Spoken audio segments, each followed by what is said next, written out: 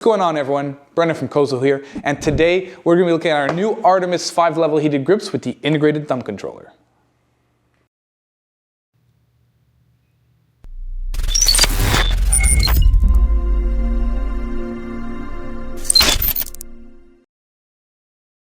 So in the Artemis heated grips, we have three different sizes for fitment. We have the 7/8 inch non-throttle side with the 1 inch throttle side in 120 millimeters.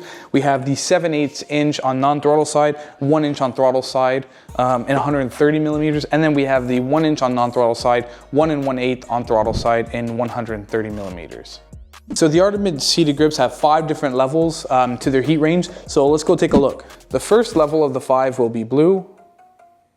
Then you'll press the button go to green, which is level 2, yellow, which is level 3, orange, which is level 4. On the red setting, so that's level 5 out of 5, they will draw about 2.8 to 3 amps depending on the voltage input. They'll come with a fuse of 4 amps.